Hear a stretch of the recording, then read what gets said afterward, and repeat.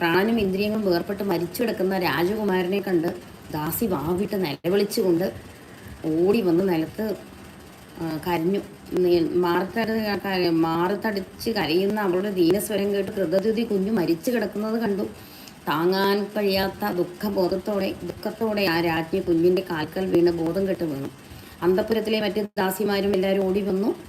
തുല്യ ദുഃഖിതരായി ദീനം വിലപിച്ചു. കുട്ടിക്ക് വിഷം കൊടുത്ത രാജ്ഞിമാരും കരച്ചിൽ പങ്കെടുത്തു. അവരും വന്ന് കരഞ്ഞു. കൂടെ ഒരാൾ കരയുമ്പോൾ എല്ലാവരും കരയുമല്ലോ. ചിത്രകേതു ആ സമയത്ത് അന്തപുരത്തിലുണ്ടായിരുന്നില്ല.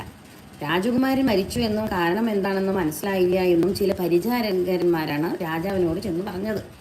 അത് കേട്ടതോടെ കണ്ണിൽ ഇരുട്ട് കയറിയ രാജാവ് കാലിടറിക്കൊണ്ടും ഇടയ്ക്കിടയ്ക്ക് വീണും എണീറ്റുകൊണ്ടും തലമുടിയും വസ്ത്രവും അഴിഞ്ഞൊഴിഞ്ഞനുമായി ദുഃഖത്തോടെ അന്തപുരത്തിലേക്ക് എങ്ങനെയൊക്കെയോ എത്തിച്ചേർന്നു. മരിച്ചു കിടക്കുന്ന കുട്ടിയുടെ കാൽക്കൽ മോഹാലസ്യപ്പെട്ടു വീട്ടു. അപ്പോൾ രാജാവ് മോഹാലസ്യപ്പെട്ടു വീണു. കൃതദ്യുതി